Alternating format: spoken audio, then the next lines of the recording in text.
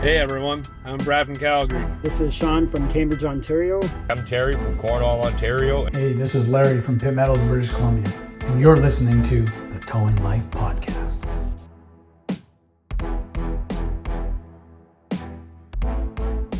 Welcome to the Towing Life Podcast, where the ditches are deep, the trucks are loaded, but the drivers are not. I am your host, TowManG, and as usual, I am joined by my co-host, friend, and former co-worker, the man who forgot to put his phone on silent, Mr. PlainGuy. You heard that, did you? I heard that. I'm not going to let you get away with it. I had one on silent. I forgot to silence the others. That is the joys of being on call and recording a podcast at the same time. Yeah. How you doing, G? Well, we're recording before 10 a.m. on a Sunday. We normally do nighttime recording, so it's a little bit of a change, and I'm still drinking my coffee, which I picked the best mug. It's green, and that's production quality right there.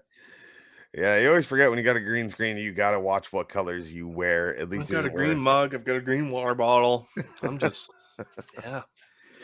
Yeah, the joys of production. You got to watch out for those kind of things. Things you don't think about. Things towers. Considering half of our wardrobe is green, it's something that you know we tend to easily forget. Yeah. Good time to mention, G, before we get into it too far, where to find us, where to comment, all that good stuff. If you have any subjects, questions, comments, or concerns, you can get a hold of us in many different ways. You can visit us at thetowinglife.ca. You can email us at thetowinglife@gmail.com. You can find us on Facebook at the Towing Life Podcast, or you can call us at 249-666-2209. You can also comment if you are watching over on the YouTube side. We welcome you. You can comment down in the section. Don't forget to hit that little thumbs up. Or the subscribe button. That means a lot to us. And the subscribe button. I clearly don't watch YouTube. I really don't know what the buttons are. I really could care less. But those are all the places that you can find us. Don't forget, guys, we are also, if you haven't been following the social media page, we are now offering merchandise. There is a link on the Facebook page. You can also go to thetowinglife.ca where you will find a link to shop now. We've come out with a couple pretty awesome little designs. I think we got new ones that are coming. We've also added the dispatch line, which is a great one for all those dispatch. God knows we love picking on dispatchers. They're our favorite dispatcher. You want to get all the gravy? Get them a mug. Yeah, get them a mug. We got awesome mugs, hoodies, t-shirts. It says dispatch. It's like towing, but smarter. And I think they're an awesome little addition. Nice mug, nice hoodie, whatever you prefer. Help support the podcast by all means. Any merchandise you guys purchase definitely helps us out. And it's through Teespring too, so that's a big company that almost everyone knows. So you know you're going to get decent quality. Absolutely. They take care of the shipping. You just put it in. It's available in Canada, the US, even Europe. They are worldwide. So anywhere that you guys want, head over to thetowinglife.ca. Click on the shop now link and you will find a full range of things. There's even some stuff there for the ladies. My wife went out and designed a couple things. They look awesome. God knows how many she's already ordered. So you guys need to buy them so I can afford her shopping addiction. You need to buy more so I can afford my wife to buy the same products. Yeah, exactly. That's pretty much how that works. So yeah, head on over to the website. You will find it there. Like I said, it is also on the Facebook page. You'll see some links we've put out, some different things. We haven't found a way to link it through the Facebook page, but we definitely will work on that. Try and make it as smooth and easy as you guys, because I know most towers, I mean, the generations are changing, let's be honest, but towers for the most part, not always the most tech savvy. So the easier we can make it for you, the better. Actually, G, you're on the YouTube side. You could probably link it. There'll be a little shop now thing that shows up. Something like that. I feel like you have the ability to do these things. If you think I do. I will have to look at that. If you don't, what are you here for? You are the YouTube guy. What are you here for? There's a term that most first responders use, and I know the towers use, and a lot of people like to use, is KISS. Keep it simple, stupid. If it's not simple, we don't like it. Yep. Please do not associate us with first responders. We've had this debate too many times. I don't want to do it again. We're second responders at best, not first responders. But the phrase still stays the same. Just like a certain roadside is cover your ass always. Yeah. Yeah. Yeah. That's actually something, wasn't the order that I want to do, and that I wanted to get into about roadsides. Oh, we're jumping down to the bottom of the We're list we're, already. we're jumping Okay. down to the bottom of the list. Okay. Roadsides have become, especially in the US. We follow a lot of social media groups in the US. I know I love to shit on you guys. Um, you've got roadsides I've never heard of. I swear to God, Yeah. there's a new roadside every week that's coming out. There's a guy in our live stream. He actually proposed this question for us to talk about in the live stream about Argo, I think, or I think Ago, it's a or Gero. uh, Agro. I don't We know. can't even pronounce the No, I don't know what this roadside is. I see these quotes on Facebook all the time, ridiculously low, and that's what this guy's question was in the live stream. Is like, what about these ridiculously low rates? And I see them nowhere close to being as low as what you guys are seeing, and I don't know who's doing these calls. Mhm. Well, We've I got think what happened with roadsides is very similar, like a lot of industries. Uber. mm, Look at Uber, for example. Uber came out. Amazon has all these companies as well. They came out when they first came out. The rates were great. Drivers were making money. mhm, Everything was good, right? Uber, you know, guys were making a decent little side hustle off Uber and Uber Eats and all that stuff. And then what happens is other businesses or people or entrepreneurs see that opportunity and think, "Ooh, I can make a buck off that." yeah, And what happens is we start to flood the market yeah, with supply and demand. absolutely. And then what ends up happening is you have like a case for Uber or like a case for all these random roadsides that are coming out of the States is you have way too many providers Yeah, or way too many roadsides. So what does it do? To be competitive, they lower the rates. We get into the race to the bottom. We yeah, have ran into this in towing. It was the same thing. Used to be garages had tow trucks. You know, the odd guy had their tow trucks. Everything was good. And somebody went, "Hey, I can make a buck off that. I'm going to make one, and I'm going to make one, and I'm going to make one." And then we overpopulated the market and things ran rampant. yeah, And as we're seeing, we've talked about it with legislation coming into Ontario. What that's done is it's now put a cap on all of these tow trucks. It mm, has put a limit on who can be profitable, and it has shut down shop. Unfortunately, it's not just all the guys that came in to make a buck off it. Some of it are long-term companies that are feeling the effect. And you'll see the same thing. The original Uber guys who came in to make a buck off this, the original roadsides who might have done, you know, everyone knows I shit on roadsides. I got no problem doing it. From a consumer standpoint, they're the greatest thing ever. yeah. From the industry standpoint, they're, you know, they're the worst thing that could happen to us. Well, I think what we're seeing with the roadsides right now is what we've seen with the towing industry. Like, if you go back 60 years, I was not alive. But if you go back quite a ways, who towed? The garages towed. Your local garage had a tow truck, and if you broke down, you would walk to the next house you could find, get on that phone, and call that shop and get someone to pick you up from that shop. Right? There is a few instances where there is an actual towing company, but they're very rare. Mhm. Right? It was normally mom and pop, Bob's garage down the street had a tow truck and would bring you where you needed to go. Mm. And then people are like, oh, well, that towing aspect you can make a buck off of. And they just started doing that. Or they phased out the shops because the towing seemed to be more profitable or they couldn't get mechanics and whatnot. And it was just, okay, move on to the towing. I used to work for a company that did body work and towing. Well, now they only do towing. They stopped doing the body work. Why? It I don't wasn't know that. profitable. I feel like that was a pretty lucrative business, but Yeah, they closed the body work. They were good. Well, I don't want to say they're good. They're decent and they were in a good area. There's no other body shops around. So if anyone got into an accident in this town, that's where they went, right? It yeah, was fairly affordable. It was local. That's where they went. But now with these towing companies is they're getting bigger and they're getting more of them, right? And that's what we're seeing with these roadsides now. We get competitors all the time, and in our town that I currently work in, we do the big roadsides, and any of the smaller ones they pay with a credit card up front, and a lot of them we don't even do that with. I've been subcontracted out for a company that's almost 100 kilometers away from me to do a boost in my town for 50 bucks or whatever for this other roadside. He's making 10%. I'm still making my normal rate for a boost or whatever the case may be. And that customer's still getting service. he's probably making more than 10% if he's charging mileage from his shop. a lot of them don't want to charge mileage or don't want to give out mileage. And Well, that's one of the problems, right? we're seeing that, right? And what we have, and if you're on the YouTube side, you'll see it, is we had a tow come up. This was a photo that was posted on one of the tow groups. I think it might have been Tow Talk. Yeah. And it's a dispatch details for a Gerber National Claim Services. Now, I have no idea who Gerber National Claim Services. Almost sounds like an insurance company, which a lot of insurance companies are doing the roadside as well. So that's possible. So it was a tow service for a Ford Escape for $55. Job offer amount $55. Now, that's US. That's a lot Canadian. Yeah. Yeah, that's like $68 Canadian, I think. But so, some of these guys, even in town, it's still cheap, especially if it's a Ford Escape. It's probably all-wheel drive. I mean, they're about 50-50 on the Escapes. Yeah. But Front-wheel then drive, $68 in town.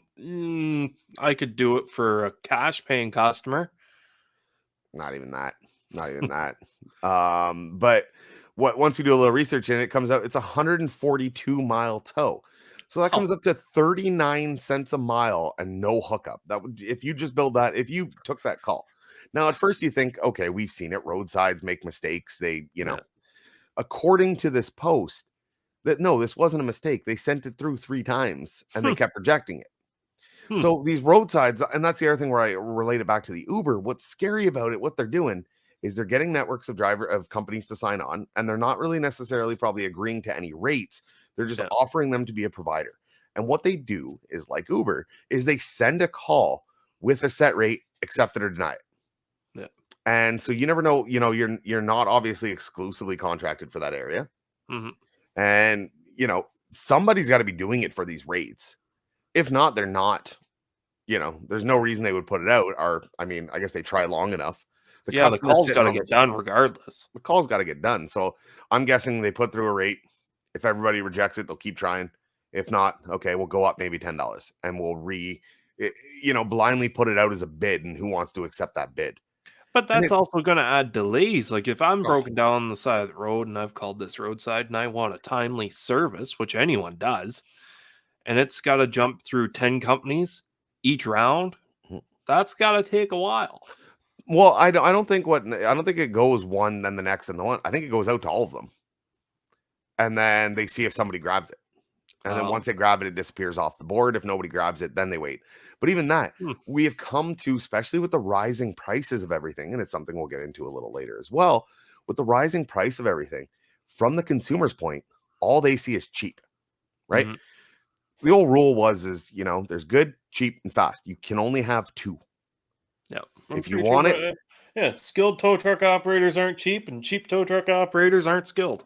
Absolutely. So if you want it cheap, it's going to be either good or it's going to be fast, but it's not going to be both. Yeah. Right. And if you want it fast, well, it's going to be good or it's going to be cheap, but it's not going to be both. And that's the general rule of it. So what's happening though is these roadsides are really creating just this, it's a volatile market, in my opinion, because you don't know who's coming now. You don't have, as much as I like to shit on a lot of the 3-letter roadsides and some of the big established roadsides, when you compare it to a system that all these new little third-party guys are popping up with, it's actually a good system. You have contracted rates in an area. The company has to agree to those rates. Drivers have to go through certain background checks in our area, police checks, for vulnerable people, all that kind of stuff. There's certain standards the company has to maintain. These roadsides look like they're doing none of that. I'm going to try and sign up as a provider for one. I don't know what I got to give them. I'm curious to see how hard it would be to sign up for one of these roadsides with limited information. Meaning, are they asking for my company's liability insurance, on the hook insurance, any of that stuff? Is that even provided? Or are they just going, hey, you're willing to do especially service calls? Yeah. I'd be really curious to it, but it shows like how I've much got my own the industry. I've got my own unlock kit and my own booster pack, and I can change a tire. Just Joe Schmo with a pickup truck and all that. Can I sign up? I've got a personal use only pickup. Do they care about that? Yeah. Put a beacon light on the top of my truck and say I'm a service provider for you. So we'll definitely look into that. I want to see how hard it would be to sign up, even as a Canadian. Now there isn't as many Canadian roadsides like this that I'm aware of. Yeah. Right. We know all the big players in the game in Canada, and I think it might be a little more regulated is the thing that we're seeing, especially with all these new regulations that are coming into the industry. but it'd be curious to try. But it's just showing the dilution that's coming in, right? So first, the tow trucks got diluted because they could see a buck. Now the roadside providers are saying, hey, I could do this. Yeah. I could do this, and I could do it cheaper, and I could do it cheaper. And all we're doing is oversaturating the market and driving the prices down. It's called the race to the bottom. It has happened in every industry at one point or another. The trick is, in my opinion, if you're an owner or manager listening, is don't get in the race. Yeah. Running calls at a loss for a roadside that you're probably, you're not guaranteed any work with. Yeah. Running a call at a loss is something that'll happen. And sometimes you need to absorb that cost, right? That's something that can happen. Now, the only thing I can see about these lower rates, not this one in particular, I wouldn't load any car for $65 or $55 or anything like that. 39 cents a mile. Yeah. But if, let's say you had a truck right a kilometer away or a mile away from this call, from the pickup. Yeah. And where it's being towed to is right next door to the shop that driver originated from. I can see accepting a lower rate because he's got to backtrack his own dead miles. I work for a company where we had contracts with scrap yards, right? And they would get scrap calls in the city. Well, it's not worth our time to send a truck just to go pick up that scrap car in the city because they got a reduced rate. Right. We would wait until we would get a driver already going out there on a decent paying call to pick that up on the back end, right? So he's made his decent money going out there. And he's making shitty money coming back, but it's on top of his travel time. So the company's making a little bit on the top and the driver's making a little bit on the top. And realistically, you're loading one extra car. So the extra wear and tear that you're adding on top of your fuel that's already going to be burnt and your oil change and the wear and tear, that's all going to be already consumed going out there on that first call. Coming back, okay, you're going to burn a tiny bit more fuel because that truck's loaded now. But that little bit of money that you are making on that backhaul is going to cover that, right? Well, yeah, but at 39, in a case like this, at 39 cents a mile, No, you're not even 39 covering cents the a mile loaded is fuel nowhere difference. close. Yeah, No. nowhere close. No, that doesn't even cover for the backhaul fuel. No, right? I agree. Yeah, I've seen situations like that where you have, especially if customers are willing to wait for stuff, you can plan it around other runs. Like I said, it's still got to be, it's got to be a margin involved in it. Yeah. And maybe that's what's happening. Maybe you're seeing a lot of that. You have companies that are flying back and forth varies, right? This is down in Florida. It's going from Stuart, Florida to Orlando, Florida. Yeah. And maybe that's what you're seeing. So somebody will take that rate. You are doing nobody any good by accepting it even at that rate. I get wanting to, like you said, find that discount return rate because your trip is already paid round trip if you did everything correctly. But this is too much. Well, you know what I mean? That's a little too much. The race to the bottom, and I've seen it even with my own roadside that I've worked with for many years. They tried to send me a call. I can't remember when, but it was a Subaru WRX with a front ball joint smashed out of it. Right? It was out of my area. The area that it was in, they sent a flatbed to it, and the guy driving the Subaru was like, "I don't want my car dragged onto the flatbed. Send me a wheel lift." And I'm like, okay, if this guy is denying a flatbed, which to be honest is probably the safest way to transport it. Don't get me wrong, it's doable on a wheel lift safely. Yeah, but if you jack up this Subaru, you strap the wheel in and you set it back down on a skate, you're going to do a lot less potential damage than I am going to have to try to get that lower control arm placed on my wheel lift and enough clearance everywhere and the tilt, all that hullabaloo. Right? I call bullshit. What do you mean bullshit? I call bullshit. What do you mean? You can do it safely with both pieces of equipment. I'm not saying you can't. You do the same thing on a wrecker. You jack it up, you place the wheel back in, put a spare tire on if you're really worried of a fender of it hitting the fender. That's a fun trick that we've learned. But even with a flatbed, you don't have to. That's the customer dictating what truck they want, and the customer not knowing what's involved in towing. Yeah. And why I say I had a perfect example, the same exact vehicle, not a vehicle, but the same situation. I had a truck that broke a ball joint, a GMC, right? So biggest trick I've taught the guy, and I was actually training a new guy at the time, was take it from the back. He goes, "What do you mean? Load it backwards?" I said, "Load it backwards. Winch your truck underneath it. Yep. You're now not dragging anything. You are dragging that broken ball joint a foot max if you do it right.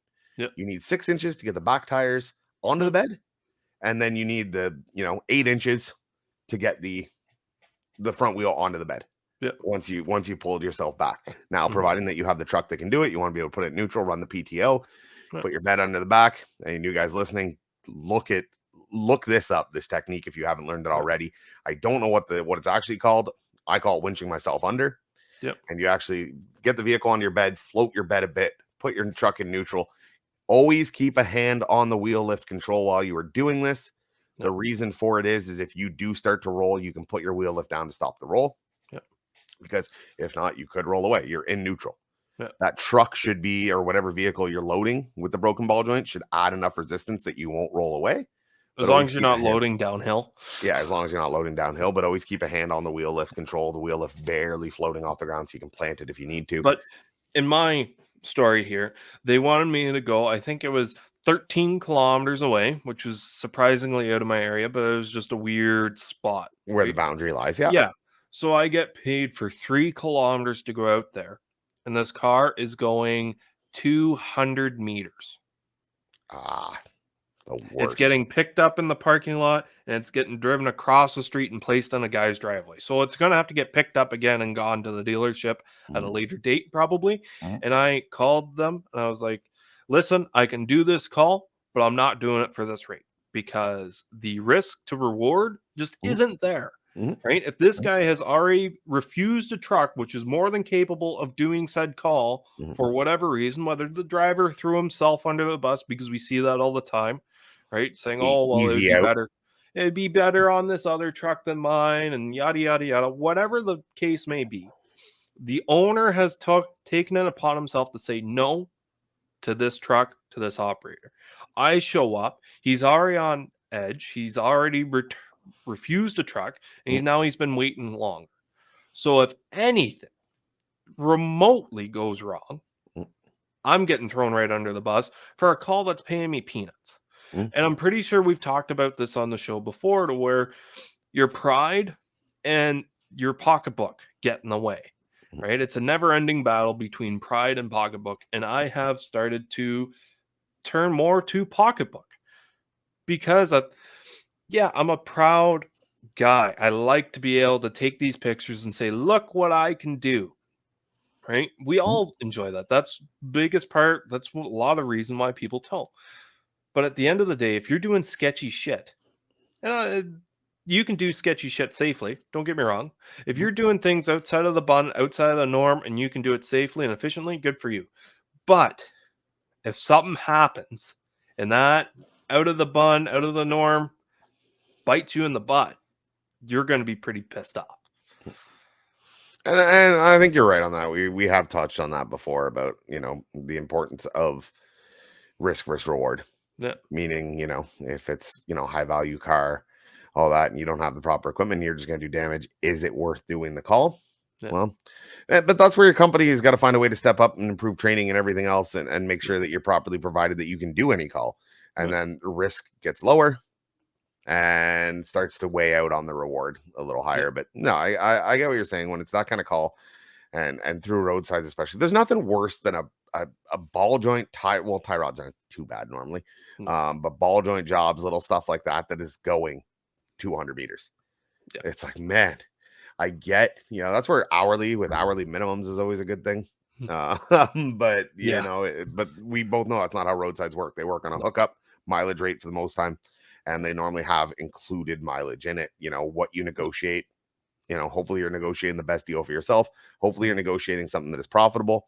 But I mean, when we're seeing these roadsides coming out of nowhere, these no-name ones I've never heard of before. The guys in the States are probably pretty familiar. Like I said, we're gonna get lit up for the Agero. I don't know how to pronounce the goddamn thing. Agro? I don't know. Agro. But I've also been hearing Egg roll roadside. I'm in. I'm gonna start a roadside company. It's gonna be called Egg Roll Roadside. I've also heard that these roadside companies, once you agree upon a rate to do a said service, it's taking upwards of a year to sometimes get paid. Well, we had that problem in Canada too, Yeah. right? There was a couple roadsides. I think they're out of business now. I haven't gotten a call from them in years, or even attempted a call for them for years. Yeah. Where they were becoming, cash up front or credit card up front, and even that was a problem. Yeah. You're hearing of guys that are doing, especially again the states, man. You guys really have it rough down there with these roadsides. Yeah. I'm seeing stories all over social media about that, where It's a roadsides, requesting credit card up front, and then they're charging back the credit card Yeah, like 6 months after the later. service is done. Yeah, a couple And months now later. prove, okay, so you supported the client, you Mhm. did a service for them, they benefited from your service. Well, how does the roadside company benefit from what you did? Mhm. Like, how do you prove that? You got to take pictures and Yep. what? Well, it's not that they Yeah. benefited. You got to prove that you provided a service. That is what a lot of it is. Yeah, And you provided this service at this call at this location, and that's where Yeah. photos and all that kind of stuff comes in. And that's where, especially towing software, the more things are getting complicated and the more you're needing to have, that's where, okay, I have the photo on my phone for 6 months. Well, that's no good, because then, drivers leave, whatever the case is. You got to have a central database to store it. That's where all these towing softwares are becoming, again, more and more of them are coming out. We're going to flood the market again. They're going to have a race to the bottom. Yeah. And the ones that survive are the ones that say, I'm refusing to play that game and I'm just going to hold my rates. This is what it costs to have. And the towing industry has to do the same. But yeah, you're seeing that, right? You're seeing these guys chargebacks, and some of these smaller companies that aren't set up with that stuff or haven't dealt with that before are just taking that loss. They're just taking the L. Yeah. They Right? can't afford to fight it. No, they can't afford to fight it. They can't afford to, or if they're coming back and offering pennies on the dollar, right? Yeah. They can't afford to have this tied up. They need that cash flow. Yeah. And so yeah, you guys down south with all your roadsides, I don't envy you one bit with the nightmare you guys are having to deal with down there. Yeah. And that's why I think you see a lot of just I don't want to come across as offensive, but you see a lot of steering wheel holders, right? In both Canada and America. And then you see a lot of guys that are proud in the industry. And the most people I see that are most proud about what they do are normally repo men. I see a lot of people in the States that run regular cab, short box, auto loaders with controls in the cab, repoing cars, and they are some of the most proud people I've met and had conversations with. And I think that's why, because they get paid fair for what they do and they feel like their service is valuable, right? They're getting shot at in the States. Fair. I mean, I've seen the repos down there, and I know we can't go all ones on TV. For the love of God, don't compare repoing to lizard lick towing. Just like you don't compare every heavy recovery to heavy rescue 401, right? Like there's made for TV, and then there's the real world. But I mean, they better be getting damn well paid. Well, if they're not responding with an agent and they're allowed open carry, depending on the state they're in. Yeah. Hey, I'm not going to get into the gun law debate, but you can't pay me enough to go on to a Texas property where I know that guy is legally allowed to carry arms and try and take his car. He can have his 92 Corolla that he I'm supposed to repo this 2016 Ram 1-ton with a gun rack in the back. Like hell you are. I'm out. See you. Thanks for coming. Have a great day. I'll be back. Yeah. When do you go to bed, sir? Yeah, exactly. I go to sleep and my dog never does. But I get so much shit for mimicking a southern accent. We're talking about cash, right? Like the industry as a whole, we see a lot of these rates, like shitty roadside rates, right? But the problem is if our overhead wasn't so high, we could go lower. But this is where we're running into the conundrum. Like fuel right now is through the roof, almost $2 a liter per diesel, and it's continually to go up. We're getting more legislation for commercial vehicles coming within the next couple of years, which might help us with the insurance. We haven't seen which might help us with the insurance, but it's a more upfront cost, right? Yep. And if these roadside companies say, "Oh no, I'm sorry, I can't give you this raise. I can't give you this raise," well, everything's going up, including fuel, and there's got to be something that we can do to cover our butts. 100%. And that brings us into a perfect topic, right? It is the cash calls. It was a post I actually seen this morning, and I actually just seen somebody get blasted in a comment. And it's a tough spot, right? I deal with a lot of COD. We're in a small enough town, big enough town, but still a small town feel. Yeah. And what they're starting to do is they're starting to, there's calls where they're calling multiple tow trucks. And it doesn't even just apply to this, but what's happening is they're calling multiple tow trucks. First guy takes it, that gets there, takes it. Everyone else, drives away empty-handed. Yeah. Now, but it's not even just that. It's customer calls you for a boost. You send a unit out, you get there, you can't find them, you give them a call, and they said, some guy, the guy in the parking lot gave me a boost. I don't need your services anymore. You have now cost yourself fuel, labor, everything to send a truck out, Yeah. and you're not getting paid for it. Especially if you got a driver who's getting paid by the hour, right? Because now you got his wages. And the flip even if you side to got a that driver is, getting paid by commission, yeah, he he should just still didn't be make getting any money. paid. That's bullshit. Yeah. It's bullshit. I mean, I understand that the commission, I was a commission driver for a long time, but if a driver gets sent out to a call that your company took the call for, your company took the info, and the guy's not there, Yeah. why is that commission driver's time worth any less? Mm-hmm. He went out to do the call. You didn't guarantee payment. Now, I don't want to get started into guaranteed payment. God damn it. But it starts to become, you almost have to take deposit or take credit card information before you even roll out to a call. It is a great way to ensure that if something like that happens, if another company was called, if a you know what I mean, they GOA, you can have a reduced rate maybe for a GOA if there's no service provided. Yeah. That's up to you to figure out and to incorporate. Mm-hmm. But it saves you from these situations of burning fuel, everything else, and not getting anything out of it. Yeah. Right? Not having a customer there. The problem then becomes, what if the customer doesn't have a credit card? No. Right? There's Visa debit and all that kind of stuff, unless you can integrate it into a web portal somehow. Yeah. And again, we talked about being tech savvy at the beginning. A lot of these smaller companies won't be able to do that. They're going out strictly on goodwill. Yep. And hoping to get paid. And you want to talk about goodwill? We don't even have the current company I work for. We don't have an app or anything to take payment. We write down the credit card number on the bill, the expiry date with a signature. You are just asking for chargebacks. I know. And then we come back and run it later. And then we'll either send them an email copy of the receipt or whatever the case may be. And I've been there for 2 years and I've been fighting for something that can take a payment on scene. And they just have nothing to really say, nah, we don't need it. We're seeing so many ways to pay now with the advancement of technology. There's interact e-transfers, right? I don't know if you guys have that down south. Any of the Canadian guys for the most part know what I'm talking about. Interact e-transfers, send money bank to bank. It's instant. You can guarantee payment. We have portable machines that we can accept. They accept the card only. And then we also have through a provider, we have a web portal where we can log in, run credit card numbers, punch it all in, photos added to the call, everything like that. And we do it all digitally, right? Our invoice gets sent off. I don't have an invoice book in my truck. I do not have an invoice book. What's great about it is we've had it before where, okay, you complete the call, you get the customer's email address. Everyone for the most part has an email nowadays. You need it to subscribe to anything. You need it to have a phone. And be able to download your Candy Crush app. So even my grandmother has an email address. Everybody has an email address, and she's like 90. So if she's got an email, anyone's got an email, and they can send the invoice directly to that. And then what happens is the customer will call in one day and say, "Hey, I didn't get an invoice." And you go, "Okay, let me pull up the call, and we can resend it from the dispatch." It's not, "Oh, I didn't get my invoice. Okay, let me go check my filing cabinet. Okay, it was from March. Okay, yeah, what kind of car was it?"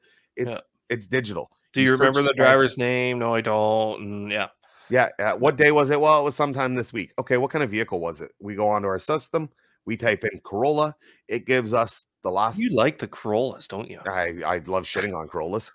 Every time you have to pick a car, it's a Corolla. It's normally a Civic, a Corolla, or a Cavalier. Those are my three. And you pick Cavaliers that they were never made in that year. Yeah, that's fair. Yeah, it was like a 2018 Cavalier. Yeah. But it's sure, you can go in, you can type in the type of car. It gives you every service you've done over the last couple of years for that car. It's pretty easy to spot. Oh, it was in this year. Okay, you can filter it down. The technology is really there, and it covers us. Drivers can put photos of every call in, showing completion of service, showing that we were on scene, showing the vehicle. Yeah. It really protects your ass in a world of rising costs. One of the easiest things you can do is ensure that you're paid for the services you do, right?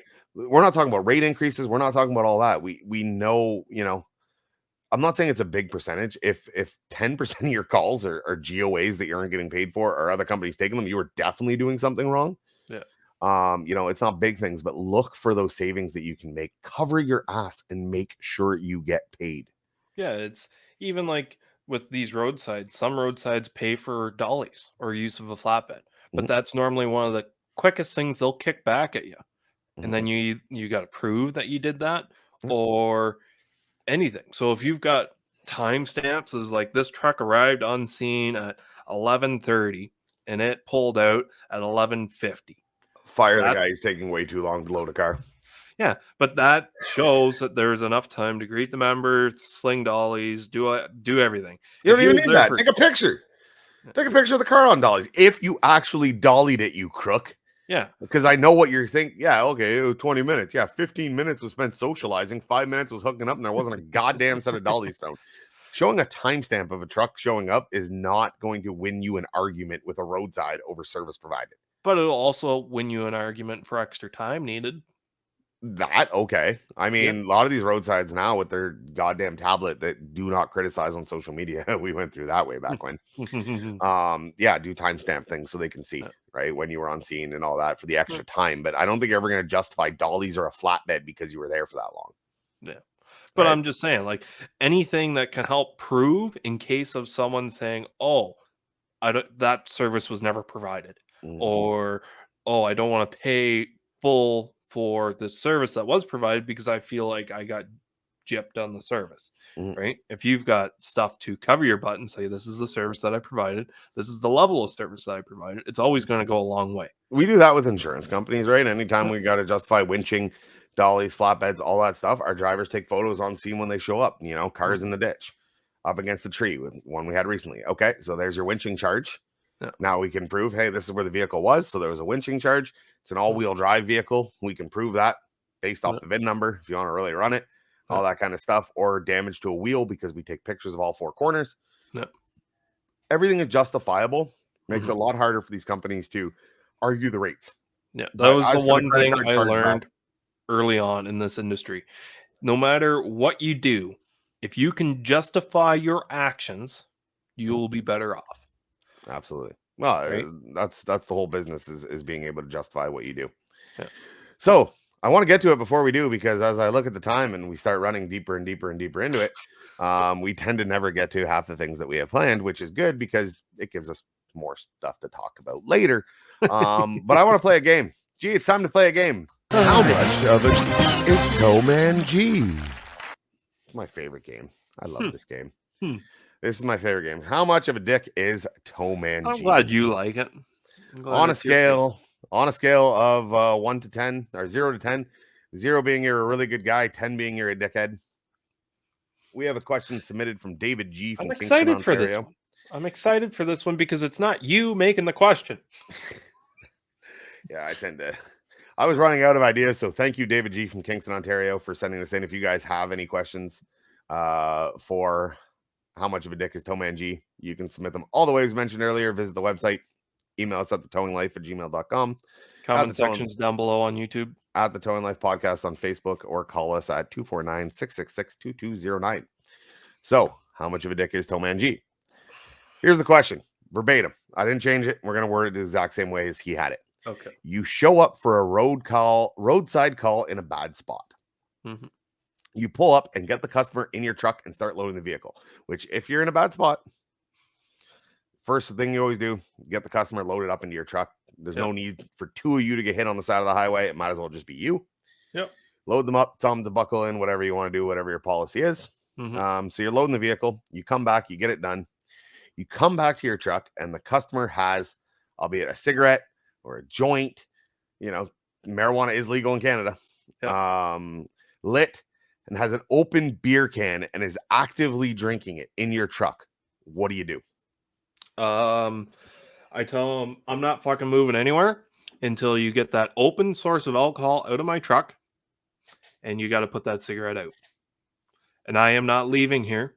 I'm not getting in my own fucking truck until you get that cigarette out and you get that beer can out. Yes, I'm going to come across as a dick here. I used to smoke 2 packs a day. I do not anymore. I cannot stand the smell of it. It makes me sick. And me being sick is not safe to go down the road. B, it is illegal to smoke in a commercial vehicle, and it's illegal to have an open alcohol container in said vehicle, right? I am not going anywhere, and if he says no, He's getting the F out of my truck, and I am dropping his car. Screw you. F you. I'm done.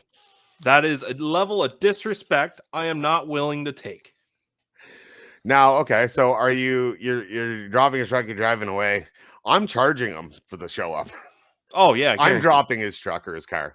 Yeah. And I'm charging him an I get extra upset. $50 cleanup fee. I get upset when I show up to do a tow and we're in a parking lot, we're in their driveway, and they go to get in my truck without me inviting them into my truck. What I normally do personally is if we're in a parking lot, I say, okay, once I get the car loaded up, I'll get you in the truck. Because I've got my wallet in there, I've got other things in there. That's my office. I might have to move my long bars underneath the back seat or throw a jacket or take paperwork out of a seat to make room for them. So what I always do is I open up whatever door they're getting in. I make sure it's okay. I help them in if they need it. I close the door behind them so I feel or they think it's a great service. Open door, shut door. I just don't want them to slam my door. And then I walk around the front of the truck and we take off.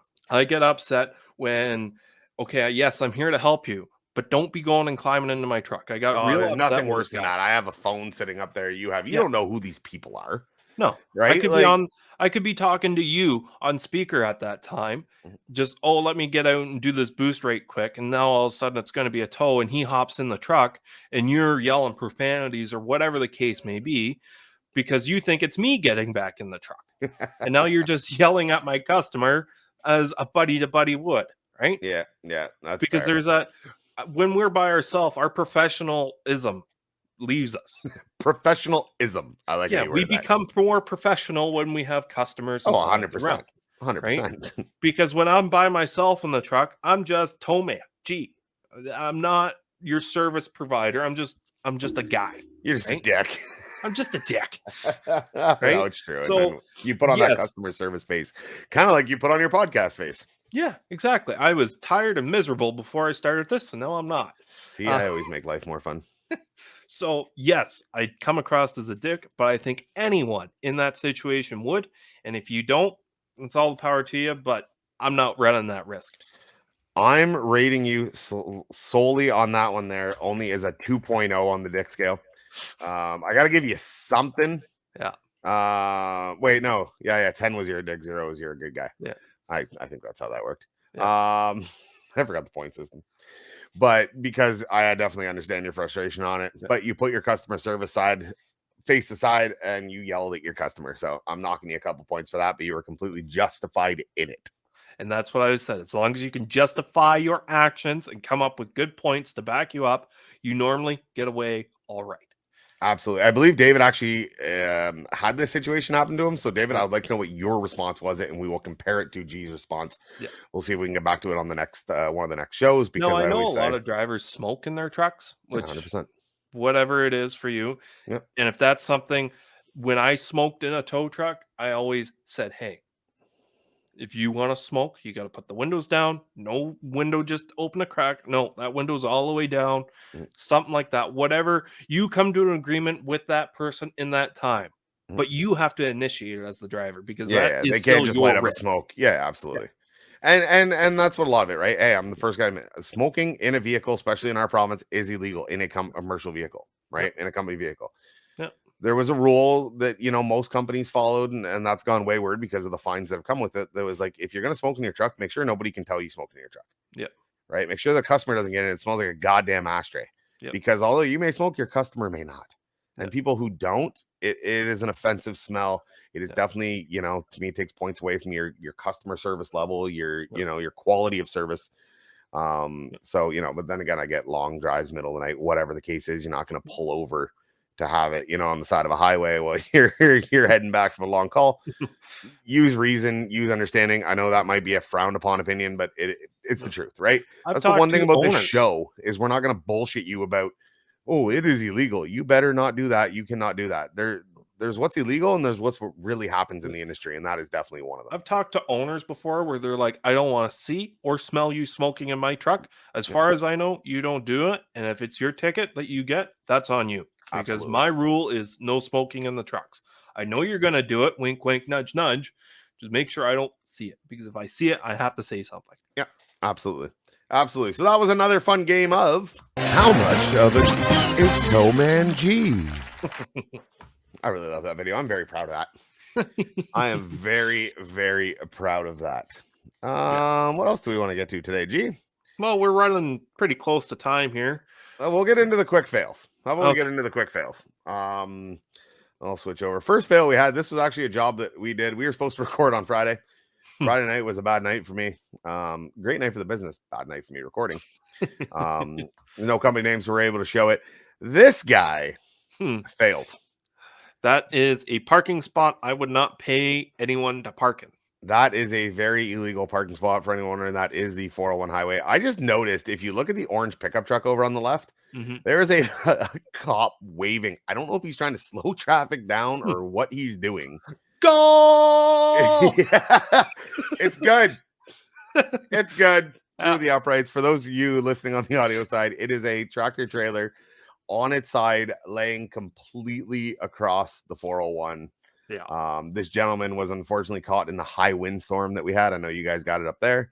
The high winds on Friday. He had an empty trailer, own empty trailer, and the high winds caught him, and he has a long skid mark leading up to it. He slid on the side of that for quite a while.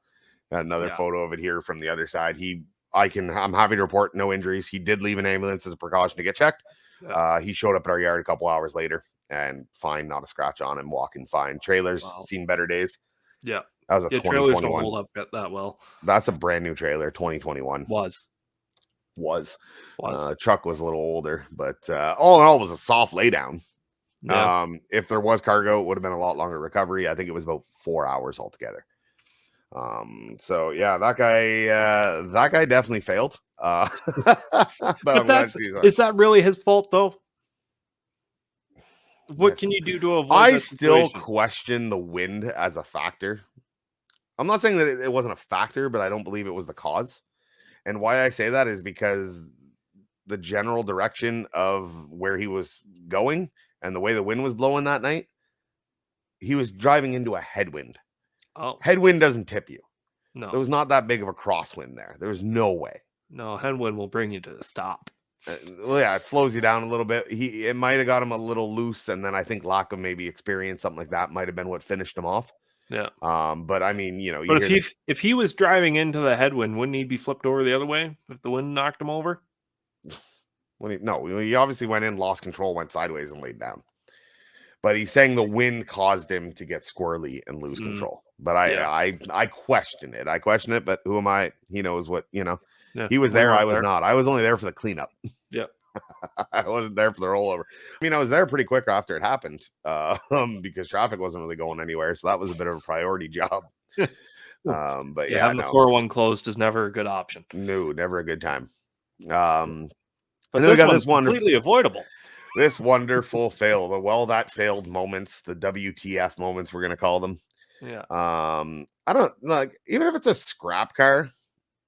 I mean, that J hook looks tight, but look where the pressure is on the actual J hook. Like, it's not touching anywhere. And then the chain on the door handle. For anyone watching, it's a Volkswagen, some sort of Volkswagen car. It's that typical, we have seen it before, where a guy will throw a J hook through a spoke of an aluminum wheel, and it looks like it's pulled tight on that. Like, it's not just sitting there for looks. Looks like there's one on the other side too. If you look back at the chain pocket on the other side, looks like there's. So at least he's got two chains off the back that are straight chained. Yeah. But what the fuck? Yeah. And then I don't know if I'm guessing that's the extra. Yeah, going chain around that's the left door over. handle. He went up and it almost looks like he's grab hooked it on the tow handle. That looks like a grab hook. It looks like there's enough slack chain there to go around the front of the tire and then clip it back onto the actual chain itself. Like, just go around the front of the tire. Huh? Or just tuck it in front of the tire. Yeah. If you tuck it up against the front of the tire, I mean, you got to hit some. I know the potholes are getting bad. Yeah. But yeah, so these are the that failed moments. Yeah. I wonder if this guy just loaded that car for this picture just to get an internet going. I don't know, but I've seen guys do something similar like that on scrap cars, and I can tell you that point of that J hook will crack and go through that rim, and you're just gonna end up with a flat tire. Yeah, because I've seen it done. I've seen guys do winch outs like that. You would scrap stuff messing around in a yard, and you will punch the rim. I just don't get it. I just don't understand. I get you're probably not getting paid as much for that call, but especially on a bed, it's the same hookup if you're using wheel straps or whatever. And I know the car's not worth anything to you, but come on. Yeah, Like, it's an alloy rim. It's probably worth something to a scrap guy. But so for me personally, if this hookup right here, you got 2 J hooks on the back, and I'm assuming just the winch pulled tight. probably if you're putting a hook onto a handle to Yeah. hang up your slack chain, I really doubt you're So putting safeties the on the front. amount of time, if you've got the chains on the bed already, which is wrong, that's an insecure load just sitting up in the chain box, unless you got something to hold them down. You still got to slide 2 chains down the deck. Once you get that winch on there, you got to set those, and then you got to pull the winch tight. And then the time taken to do this fancy fuckery with the chain going up to the door handle, I'm assuming on both sides. Yeah. In that time, you could have got probably at least 3 wheel straps on. Well, I'm guessing it might not be the same on the other side because he probably broke that chain before by doing this funny J hook hookup. So he probably only has a short chain on the other side. This is his newer chain. So he's Yeah, it doesn't look to be too beat up. No, it doesn't. No, it seems pretty good. But yeah, Yeah. like I don't know. If you're the operator that hooked this, you're watching the YouTube side, guys, don't put J hooks on alloy wheels and just grab it by the spoke. I don't care what you're towing. First of all, getting into the mechanics of this whole thing, if that J hook is tight, he's probably, I got the parking brake on. That wheel has room to turn a bit, which is going to slack that chain off. And then since it won't a come J off. hook, it can won't just come pop off. out. Yeah, it probably won't pop off. I don't think there's enough travel to actually get it that it can pull all the way out. Yeah. But I mean, It's you're gonna loose get and it doesn't do anything. yeah, it's gonna loosen, then it's gonna bounce around, and just don't do it. Just don't do it. How many cars have you hooked up in your career? Just don't do it. Just take a second, take a little bit of pride. Stop embarrassing the industry with stupid things like that. Yeah, I'm lost for words. Well, that happens often enough. It does. Yeah. So that being said, I'm gonna sign up for a roadside. I'm gonna see how easy I can get on with one of you American roadsides. I'm gonna see what information they need from me. G's gonna go finish a pot of coffee because it is still early on a Sunday morning. No, I'm down to 1 cup a day. Oh, and he's down to 1 cup a day. He will That's not instant survive. coffee, too. Will G survive 1 cup a day of coffee? I'm trying. I don't think so. It's 1 cup with 4 cream, 4 sugar, or something like that. No. Double with milk. Drink it black. They'll never mess up your order. If you ever see me out in a boat and you want to say, "Hey, TowManG, out in a boat, give me a coffee, double with milk." It's greatly appreciated. Selfless plug. All right, guys. On behalf of myself and Mr. Selfless Plug TowManG himself, thank you guys for checking out. Don't forget to visit the website, Facebook page. Get a hold of us by the email. We will see you on the next one. Next Tuesday. Doodles. Take care.